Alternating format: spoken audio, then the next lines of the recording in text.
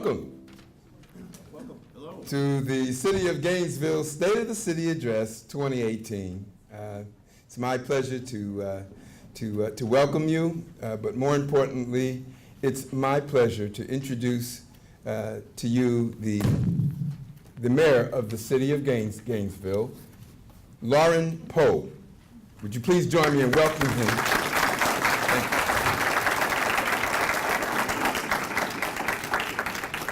Thank you, Mr. Woods, and I am so pleased to be able to welcome you all to this 2018 State of the City Address. You are all invested in our community, and we're happy to share a little bit about where we've been and where we're headed.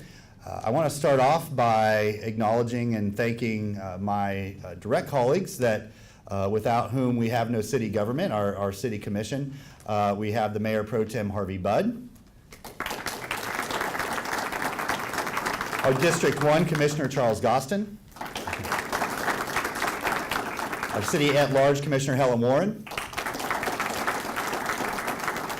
our District 2 Commissioner Harvey Ward, Commissioner 3 District Commissioner David Ariola, and our District 4 Commissioner Adrian Hayes Santos. They're a great group to work with. We function as a team, meaning we only move the ball down the field when we work together, but it doesn't also mean we don't have a little locker room conflict as well, and we like that. It keeps it spicy. And then the people with whom the city would absolutely not run are charter officers and all of our great talent with the City of Gainesville. So we have City Manager Anthony Lyons with us today. The General Manager of the Utility, Ed Bielarski. Our newest charter officer, you've been on the job 9 days now, correct? Michelle Gainey, our new clerk of the commission. Our city auditor, Carlos Holt. Our interim equal opportunity director, Bridget Lee, thank you. I'm thinking Johnson, no, sorry. That's how new Bridget is. We just approved that this past Thursday. And so we are very pleased to have all of them with us as well. We also have a few current and former elected officials, and we're very pleased they join us. So we have our clerk of the court, Jesse Irby, with us today. I see school board member Rob Hyatt with us. Good to see you, Rob. And then we have at least 2 former city commissioners, Warren Nielsen and Susan Botcher, both with us today. It's always a special person that comes back. This is being streamed live on Facebook Live, so be very cautious about what you say because it is going out in real time. And then this will be curated both on the city's Facebook page as well as the regular clerk's page that uploads video. So if you want to go back and look at this down the road, you'll be welcome to do so.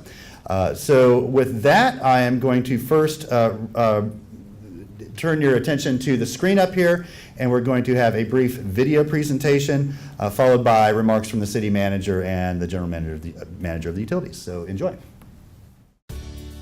Gainesville continues to reimagine what the new American city will look like. A city that is citizen-centered and people-empowered.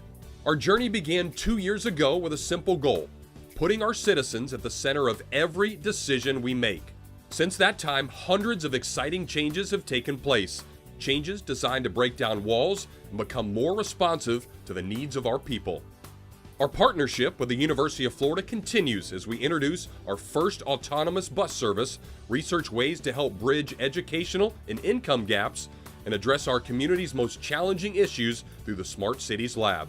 Community partners working with the city are increasing development in Gainesville's east side as the Cade Museum, Cornerstone and Heartwood projects, as well as the South Main Street redesign near completion this year, bring much needed economic growth to the area.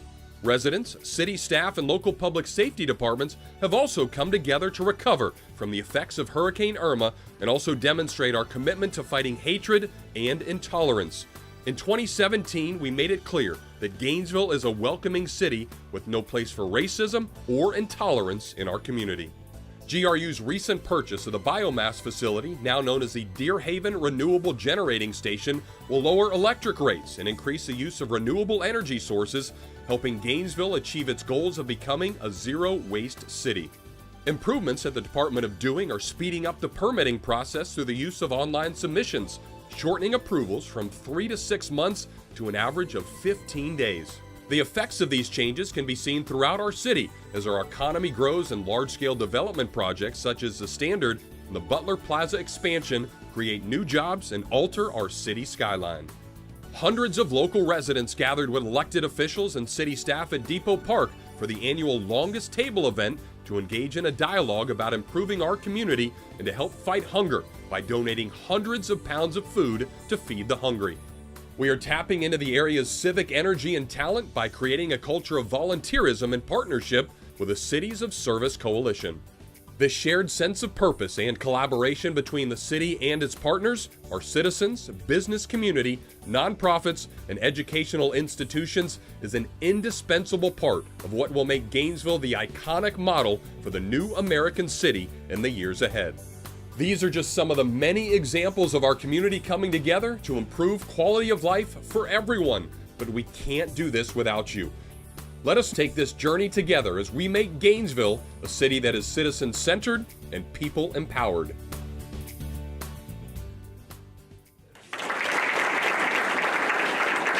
So to talk a little bit more about what our city's doing and where we're going from the general government side, I'd like to introduce our city manager, Anthony Lyons.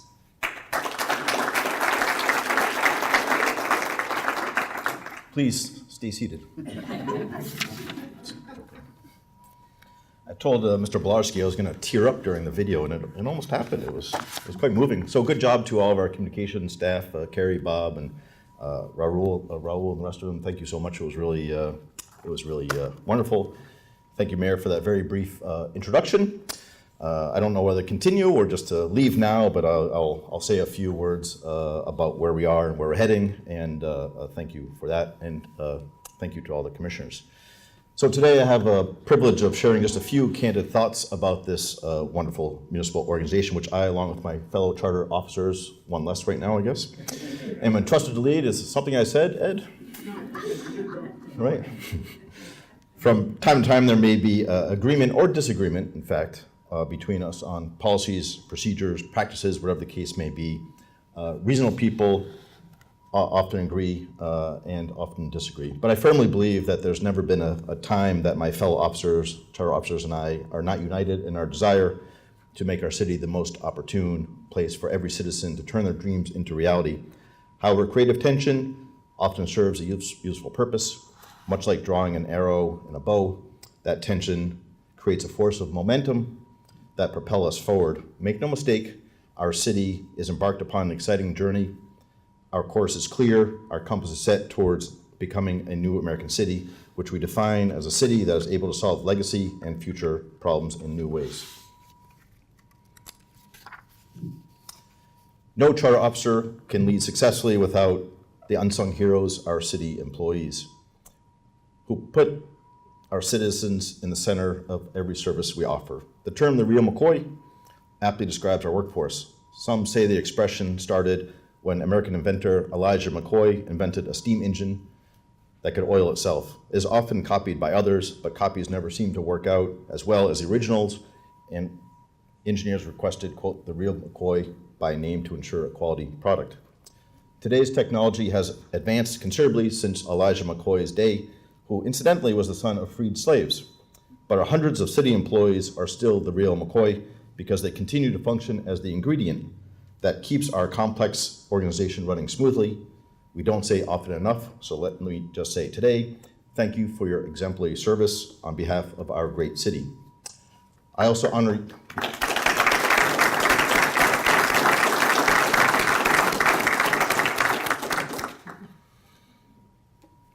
you, the citizens of Gainesville, who demonstrated uncommon resiliency in 2017. You work together in partnership as citizens, neighborhoods, community institutions, businesses, and nonprofit organizations with your local government to recover from damage caused by Hurricane Irma. However, shortly following, you collectively stood up and said no to a divisive element of racial hatred and bigotry that others attempted to bring to our community.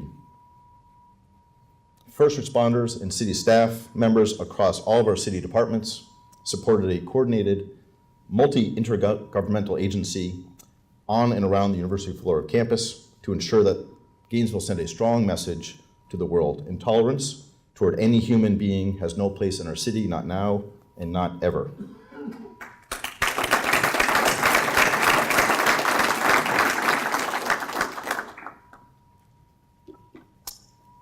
In the 2 years I have served as your city manager, we have accomplished much because of, as the author Stephen Covey suggests, we began with the end in mind. This journey started with our commission's recognition that Gainesville needed a game plan to successfully compete with peer cities. Since early 2016, city government has worked to follow a roadmap designed around one big idea.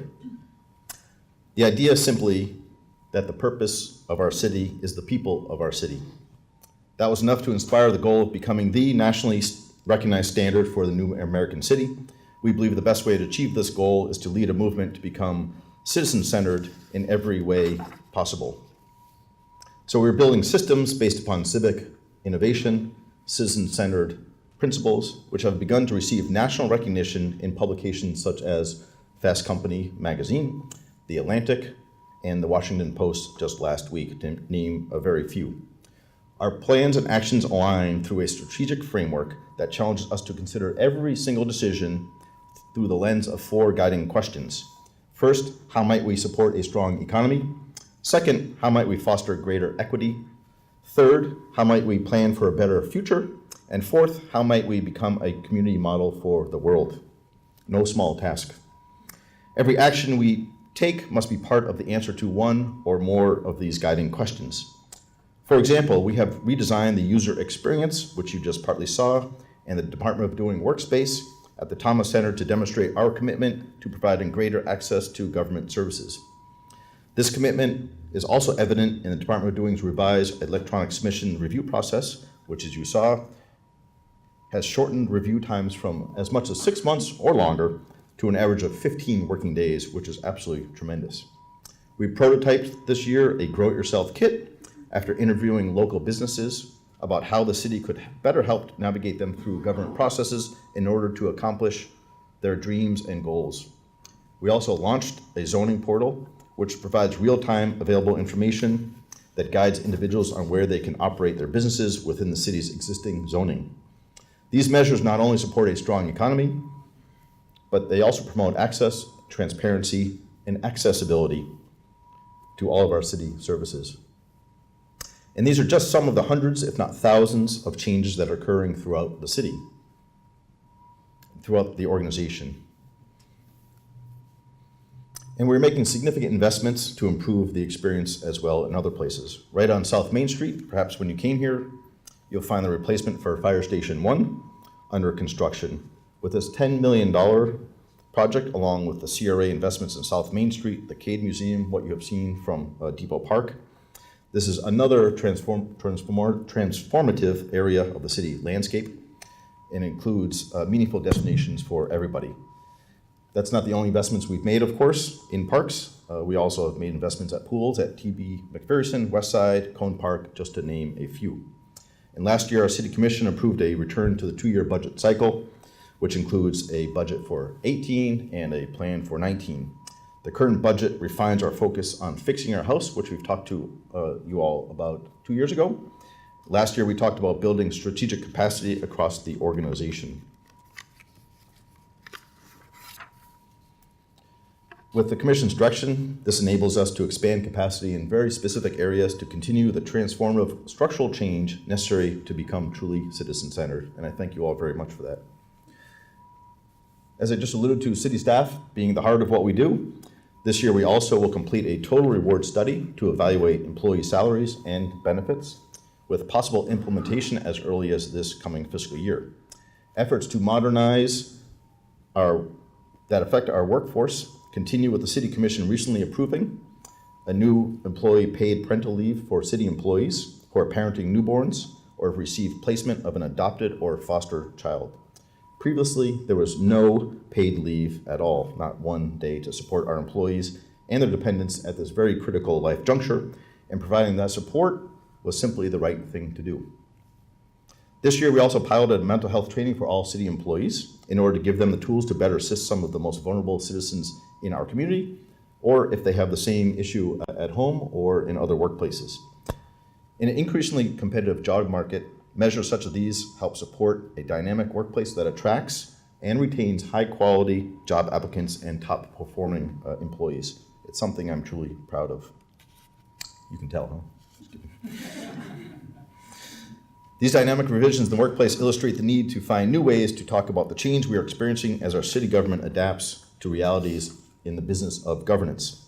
Our communications team has worked with local public relations firm Pearsleaf, who I saw walk in, to do just that. Together, they have developed with us a new design language that relies on strong content, color, typography, and photography. This is a leading communications technique that some private sector firms have taken, in fact many, but to our knowledge, we are the first to apply this approach to a municipality.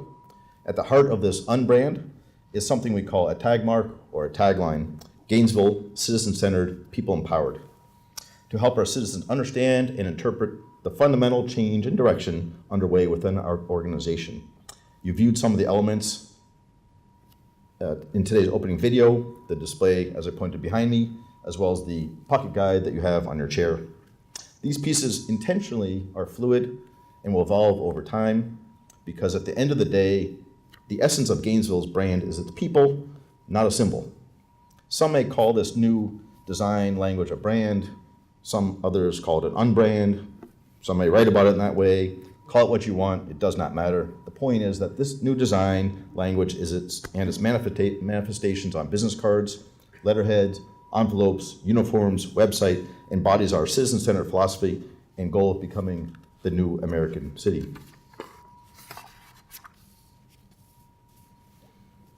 As you may recall, the highlight of last year's State of the City address, and I'm sure others will speak about this as well, is the signing of the Memorandum of Understanding with UF and the City of Gainesville. Thank you, Mayor. The MOU formalized a shared vision between both organizations to work in partnership to address a broad range of community issues, including economic disparity and growth throughout the city. As a result of our strengthened partnership, there have been a number of exciting outcomes. Our community is benefiting from more than $300,000 in UF City of Gainesville Research Awards that currently fund 7 research projects in a diversity of areas, some of which you'll hear about in a moment. Importantly, these research awards serve as a catalyst to solve community issues and challenges in ways and signal our effort to draw upon research, experimentation, collaboration, and our quest to become a community model. We know that many of our priorities between the city and UF align and more opportunities lie ahead. However, as strong as our partnership is, we recognize that total transformation can only occur if the entire community is engaged. Speaking of transformation, I'd like to give just a few examples of the current technology we're about to deploy that I believe will be game-changing in the mobility of our city and citizens. As you know, the City of Gainesville continues to prioritize safety on all of our roadways and for all user types. We are working to decrease the number of pedestrian and cyclist injuries on our roadways by incorporating cutting-edge technologies into our transportation network. We are deploying advanced technology, advanced communications and sensor equipment to improve in our transportation management system. At least half a dozen transportation initiatives are underway through our Public Works Department and the university, which will serve as a test bed to experiment with new technology and enhance the mobility for our residents. These projects are primarily funded through state and federal grants that reduce the tax burden on local residents and prepares for future development very soon. For example, this spring, Gainesville will be amongst the first municipalities in the country to deploy not 1, but 4 autonomous shuttles between campus and the downtown. The benefit goes beyond the prestige of being the first. The autonomous shuttle places us on the front line of learning how this new technology can not only improve the quality of life, but save lives. The sooner we learn how to adapt to this new technology, the sooner we can leverage connected and autonomous vehicles for the benefit of our residents. Our employees are also building a world-class transportation system here in Gainesville by partnering with leading national companies like Microsoft, Audi, BMW, Toyota, and more. We're exploring new technologies that connect vehicles to road sensors, traffic signals, other vehicles, pedestrians, cyclists, and others, and who knows what else.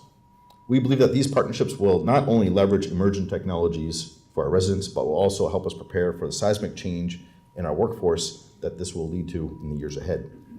And finally, we've committed resources to upgrade conventional streetlights to smart streetlights with sensors that can adjust illumination depending upon the conditions that we want to set. In the near term, we expect that this investment will save millions of dollars. In the long term, we believe this will leverage a new kind of connected infrastructure, which will have safer streets, a cleaner environment, and perhaps serve as a ready platform for the next wave of innovation, such as the connected vehicles I talked about. Projects like smart streetlights will allow us to connect technology to meet the evolving needs of our people and further the efforts of our Smart Cities Lab that we're beginning with UF and others as we seek to close disparity, environmental, and accessibility gaps in our community. Even with all this great work, we have reason to be deeply concerned about social equity as well, that continue to challenge our community.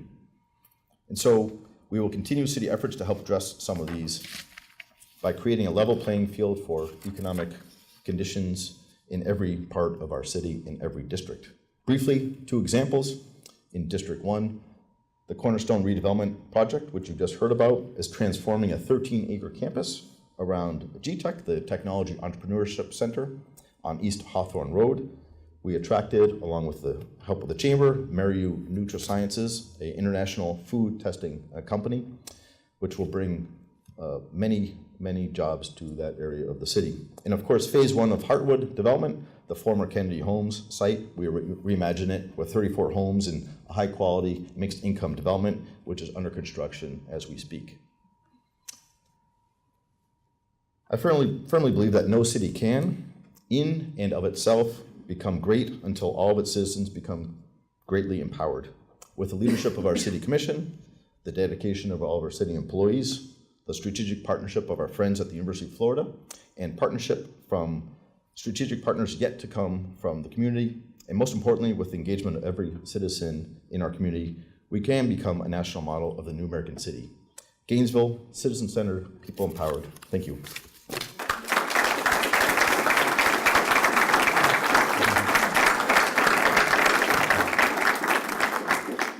Thank you, Manager Lyons. That was inspiring, and it looks like we have some work ahead of us. Up next, we'll introduce the General Manager of Gainesville Regional Utilities, the citizen-owned utility of Gainesville, Ed Bielarski. Ed? Thank you, sir. Thank you. Hold it down over there. First, I'd like to say that the state of the utility is good. It's made good by the purchase of the Gainesville Regional Energy Center, now known as the Deer Haven Renewable Facility. It's taken a great load off the organization. It's something that we spent a long time trying to resolve. And rather than talk about all the things that center around that, I just wanted to hold with me one second. Okay. Mr. Banks, could we come up here? Technical glitch. What I was going to show was the counter that we have on the GRU website that shows the monies that we would have otherwise spent during the time since November 7th when we took over the energy facility. And it's just a visual reminder of how significant this has been for the organization. So while my chief information officer is doing that, I'll get into what I really wanted to talk about here.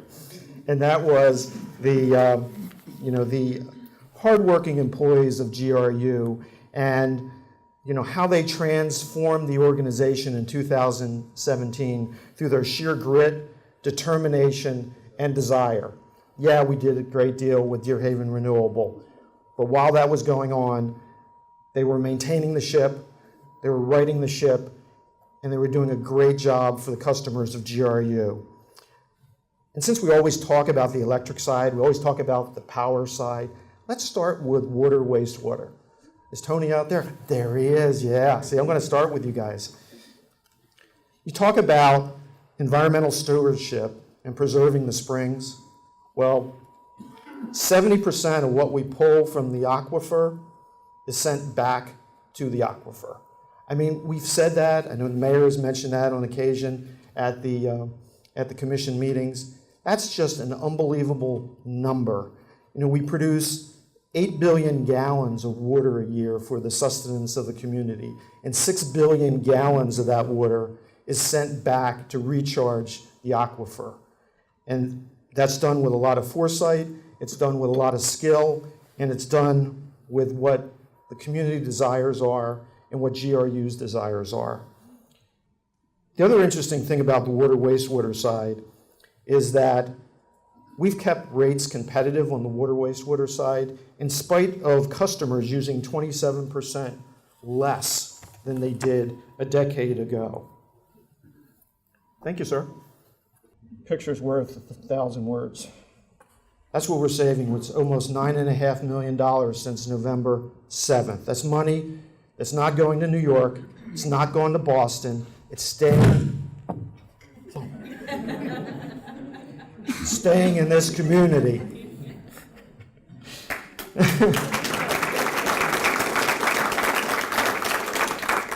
So staying with the water wastewater thing, the other thing that Tony and his crew are doing is they're lining about 11.5 miles of gravity sewer last year. 11.5 miles. 550 manholes have been redone. His crew inspects, he TVs 65 miles of line and cleans another 85 miles of line so that we can mitigate SSOs, we can keep what travels through our system efficient, economical. On the other side, we have a natural gas system that continues to deliver one of the lowest rates for natural gas in all of Florida. We do it safely. We do it almost beyond reproach. In addition, we're now the 104th largest gas utility in the United States, according to Pipeline and Gas Journal. So it's another growing part of our organization. So we've been away from electric for long enough. I guess we got to go talk about them a little bit. One thing you need to know is that GRU nearly tripled the electric capacity of its South Energy Center. This was to accommodate the addition of the U.S. Health Heart and Vascular Hospital and the U.S. Health Neuromedicine Hospital. As of December 10th, GRU provides uninterrupted power to these two new hospitals and to the U.S. Health Cancer Center. Great partnership, great revenue source, and it's a great energy template. The other thing that we're doing is we're continuing to underground power lines for all new construction, including significant projects in CRA zones and high-traffic shopping districts such as Butler Plaza North and Celebration Point. We've undergrounded a 500-foot span of overhead on Millhopper Road that has gone down in numerous storms, causing traffic delays. FEMA is paying for about 2/3 of that project. Just to give you an idea, 60% of GRU's lines are undergrounded, distribution lines are undergrounded. If you look at Edison Institute's survey back in 2009, 18% are undergrounded around the country. So we're committed to sustaining that and improving it in all new development. GRU's electric transmission and distribution department has aggressively targeted trees. I'm sorry, Helen. We've targeted trees that cause a hazard to utility lines. Okay. They're the bad trees. This practice has resulted in the lowest vegetation-related numbers in about 15 years and far fewer potential problems during Hurricane Irma.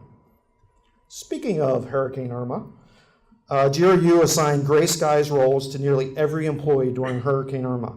Thanks to this team-first approach and improved planning, GRU restored the majority of the 53,000 outages within the first 48 hours. We were leading the state. During the response, thank you. During the response to and recovery from Hurricane Irma, GRU employees worked over 40,000 hours. With the mutual aid responders, it's another 28,000 hours. A total of 68,000 hours. During that time, of that 68,000 hours, there was one reported injury, and it was somebody's skin reaction to poison ivy when they were going through the brush. Unbelievable focus on safety. And staying with that theme, you know, in fiscal year 15, GRU had a total of 69 recorded injuries, and for a treatment cost of about $96,000. In fiscal year 17, we had 35 recorded injuries at a treatment cost of about $14,000. So a 50% drop in injuries, an 84% drop in the cost of those injuries. So people are focusing on safety, they have their mind on task, eyes on task, and they're aware of their surroundings. And we spend a lot of time with trying to promote a safe environment, not only for our employees, but for the customers and our mutual aid crews. The other thing that happened this past year was that our apprentice linemen absolutely cleaned up at the Florida Lineman Competition. We won first overall, which, in addition to several other trophies, I think it demonstrates our continuing commitment to training what I believe are the best line workers in the state, bar none.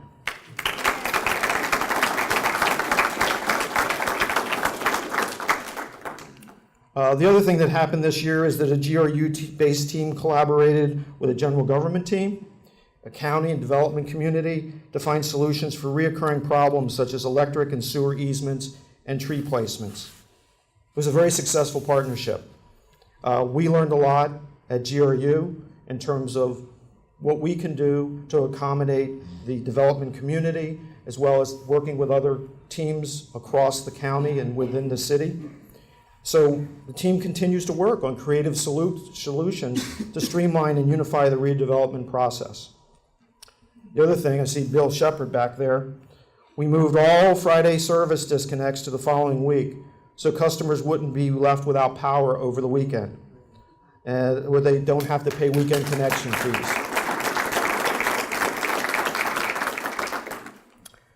This also helped remove some of the stress from struggling customers, especially during record low temperatures we've experienced this winter. And this is a fact that you debate whether you want to disclose and talk about, but during the last fiscal year, GRU further assisted struggling customers by making 94,000 payment arrangements where people can pay at a time that's different than what's on the bill because they're struggling, there's some other problem, they call up somebody from Mr. Shepard's office, and they make arrangements so that they are not cut off. That's almost 94,000 people that did not get cut off because we're a municipal utility and we're a community utility, and we will continue to be that way for everyone in this room.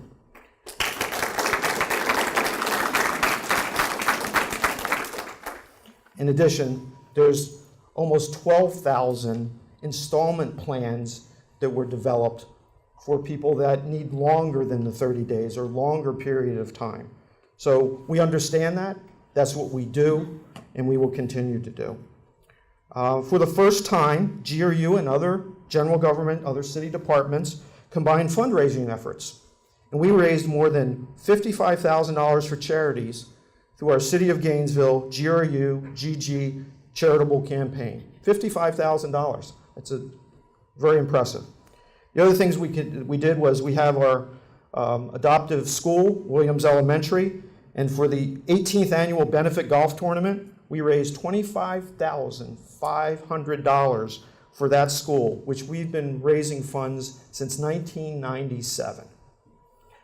Through Project Share, GRU partners with local charities and customers to provide assistance to fellow customers having trouble paying their bills. So not only do we make payment plans and installment plans, but we actually will contribute, employees can contribute, and customers contribute to Project Share that goes to 3 local charities that help people with their bills. And in 2017, Project Share raised more than $62,000 for those customers in need. GRU continues its commitment to STEM education and to local students, and we awarded 3 high school seniors $4,000 each toward their college educations through our Brighter Tomorrows Scholarship Program. So with this list of accomplishments, I mean, look, this is a big deal. It's still up there, right, Walt? Okay, still up there. That's a big accomplishment. Oh, wow, that's big. So with that list of accomplishments, it's no wonder that I'm incredibly proud of the men and women who come in every day at GRU and take us to where we need to be. So what do we do from here? Well, I will tell you that GRU is committed to work on aligning our generating fleet to be the most diverse in Florida. We have been able to turn down the Deer Haven renewable plant to 50 megawatts without any further investment. So it's more flexible on our fleet. We can use, and right now we're using storm debris from Alachua. We're using storm debris from Marion County. We went and got storm debris as far as Palm Beach. So it's also a zero waste type facility, carbon neutral, which is what the commission has got a plan for, the Green Ribbon Committee. GRU will deliver on the promise of big data to further our aspirations of a connected smart city. From smart meters to a communication canopy, we will move towards a 21st century utility. GRU will develop renewable, sustainable power beyond what we currently have. Community solar, which would allow customers who want to simply have solar to buy it from the utility. GRU will continue to make GRU more accessible and understandable, listening, interacting, educating, and providing solutions. And we will continue to work with general government to build synergies and efficiencies to help customers and taxpayers alike. My Chief Change Officer, Michelle Lambert, has been my point person dealing with Dr. Carrie Bush. I know she likes to be called Dr. Carrie Bush. And we have, at this moment, we're on about 25 different connect points of where we're using efficiencies between general government and GRU. We work every day together to make the city a better place. So, utility is strong. I was hoping I could talk long enough to get to 9.5 million, but I don't think I should do that to the mayor. So with that, thank you very much.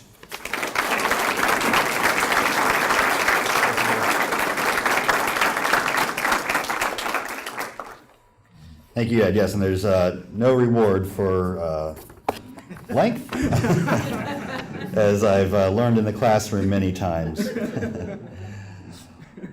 Once again, it's such a pleasure and honor to have you all here today. We've thanked our charter officers and we've thanked our elected officials, but I most importantly want to thank all of you, the members of our community, our business leaders, our civic leaders, our citizens and residents that keep us honest and keep us focused on what the priorities of the city are. You are the reason that we do what we do. You are our mission statement. You are why we exist. And we take that very seriously, and we hope to live up to all of your expectations. I'm happy to report that the state of the city is strong. 2017 was a year filled with significant accomplishments, new opportunities, and unprecedented challenges. We met each occasion with professionalism, dedication to the residents we serve, and an unwavering commitment to our shared community values. 1 year ago, I shared this State of the City occasion in this Hall of Heroes with the University of Florida Chief Operating Officer Charlie Lane and President Ken Fox. President Fox and I ratified a memorandum of understanding between the city and university that ushered in a new and unprecedented era of cooperation and collaboration. Together, we challenged ourselves to work arm in arm with the goal of becoming a model for the new American city that serves as host to the preeminent public university in the nation. In the time since that romantic Valentine's Day a year ago, I'm sorry, Dr. Fox could not be with us to take a trip down memory lane. Our wives are so impressed with us. We have partnered with Audi and BMW, as well as several other leading international companies, to pioneer and test mobile technology that will make our transportation network both safer and more efficient.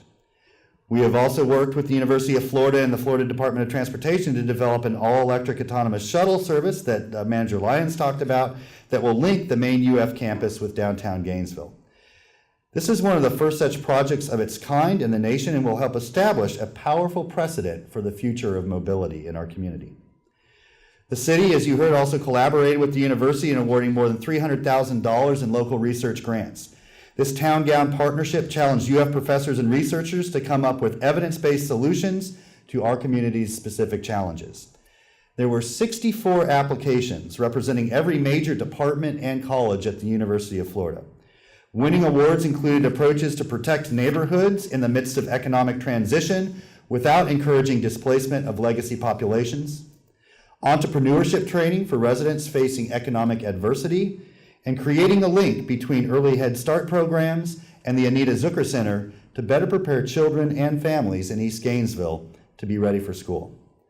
This new model of community collaboration, initiated by the city and university, can be used to identify and solve problems in a holistic manner that will include participation from every person, group, and agency in Gainesville.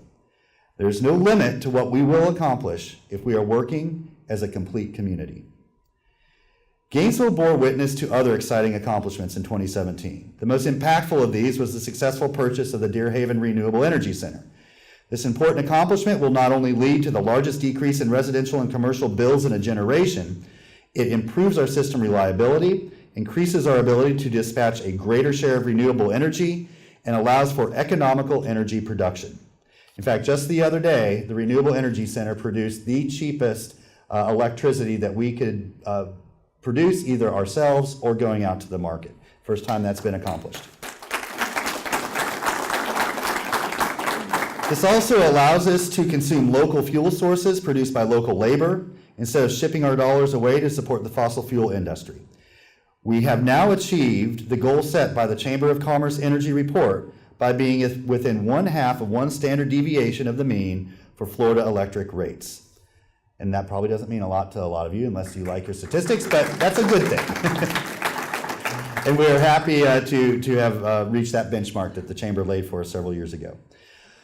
I would like to thank GRU staff, the City Commission, both past and present members, the Utility Advisory Board, and community members at large for their dedication to this process. Together, we ensured an open, collaborative, and ultimately successful process that culminated with the greatest value delivered to our customers. GRU continues to modernize its operations, adding technology that will allow us to operate more efficiently, increase customer choice, and reduce costs. Looking forward, your utility will work to make itself more user-friendly, transparent, and will come to better align its goals with those of our larger organization. The Commission, in alliance with community partners such as the NAACP and the Community Weatherization Coalition, are focused on identifying ways to reduce energy and water consumption for our lowest income customers, increase our use of renewable energy, and implement policies that achieve our target of complying with the Paris Climate Accords. This is also a period of transition for our city. Late last year, our longtime clerk of the commission, Kurt Lannon, retired. His 25 years of service and institutional wisdom will be missed. The commission has hired an energetic and creative young clerk in Omi Shalgani as the new city clerk, and she has hit the ground running. Expect to see in 2018 an increased presence in the clerk's office to better assist our residents with their daily needs. In addition, she is making her first priority to establish a one-stop clearinghouse for all public records, adding to transparency and making it easy for our residents, businesses, and organizations to access the information they need. We are also bidding farewell to our Equal Opportunity Director, Tori Alston. Tori has provided exceptional service to our city and will be missed. We wish him the best as he transitions to his new job with the Broward County School District and their 40,000 employees. His legacy of work in the areas of hiring equity, diversity in procurement, and collaboration with our community agencies and businesses has set the standard for the position. The commission is looking forward to a thorough national competitive process over the next several months. Other accomplishments in 2017 include significant public and private investment, especially in our urban core, and the blossoming of East Gainesville with the development of the Phalanx business at the Old Armory Building, Heartwood, and Cornerstone, who was able, through our efforts there, was able to attract an international biomedical business that will hire hundreds of people. We have worked with our Chamber of Commerce to attract a major green technology firm who will be making millions of dollars investments in our community, and we continue to position Gainesville as a city with national and international appeal. We have witnessed the successful renegotiation of the gas tax with the County Commission, the continued move towards a living wage for all city employees, the implementation of the Vision Zero plan for no deaths or serious injuries on our city streets, and the deployment of parks and recreation improvements through the administration of the Wild Spaces Public Places tax that you all passed. And by the way, were any of you one of the 8,000 people that I ran into on New Year's Eve at Depot Park for the fireworks? I hope so, because that was an absolutely phenomenal community event. There were smiles plastered on everyone's face from the beginning to the end. Children were running around with reckless abandon like I'd never seen them anywhere in our city. And the only complaint we got is, how soon can we do that again? And I think the answer is next New Year's Eve.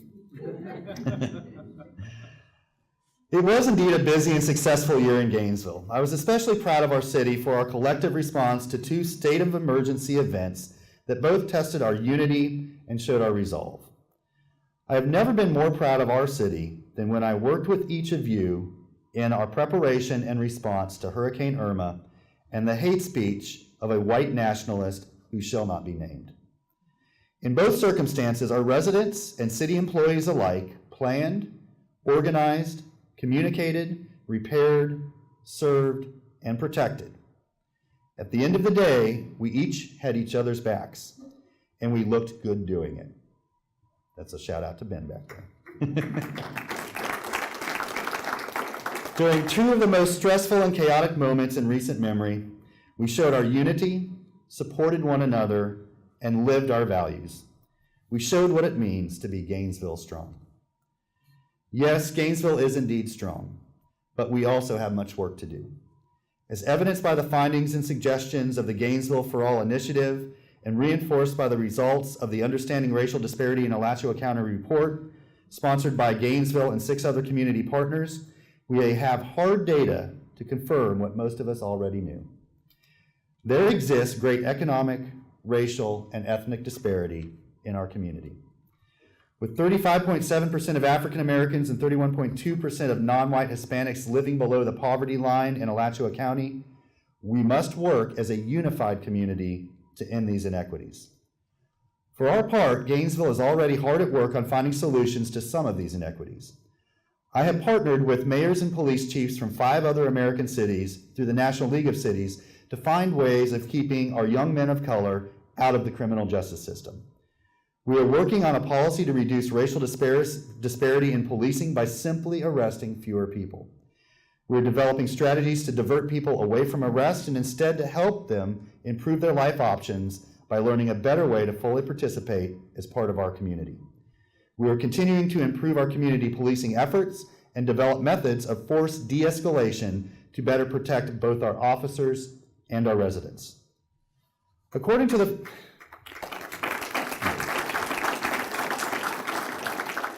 the Friendship 7 report, one of the most significant examples of racial disparity in our community is in the area of educational opportunity and attainment. To this end, Gainesville has organized a youth services summit to identify barriers to meaningful, organized youth services and after-school programming for each child. This group, consisting of representatives from the city, school system, private providers, and community activists, have had a frank and productive discussion and are ready to report their findings.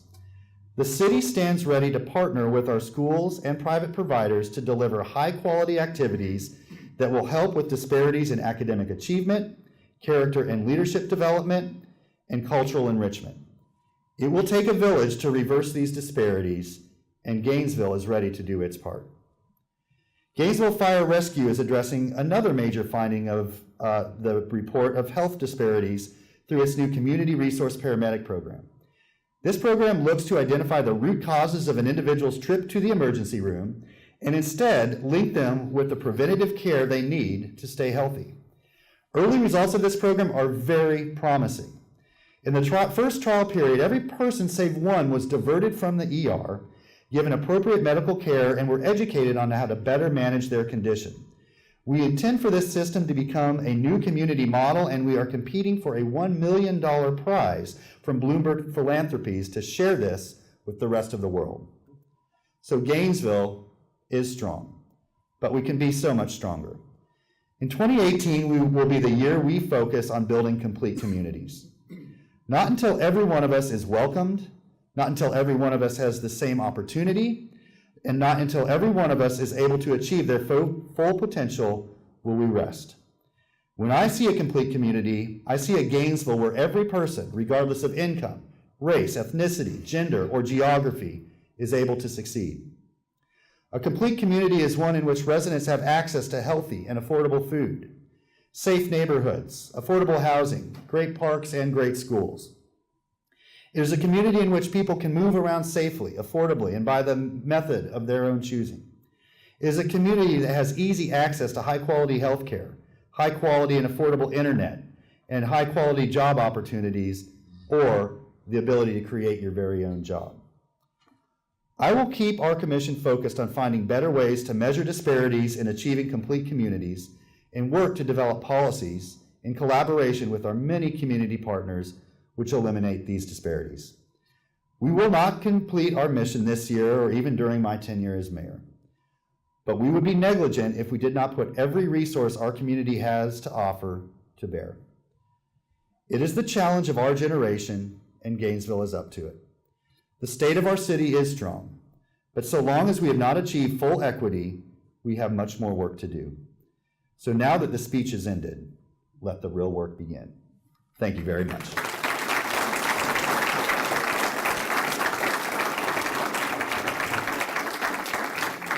So once again, we'd like to thank you all for coming. We all are busy, and so we will adjourn this State of the City address, but if you'd like to stick around and enjoy some fellowship with some of your fellow residents, we encourage you to do so. Thank you, and you all have a good day.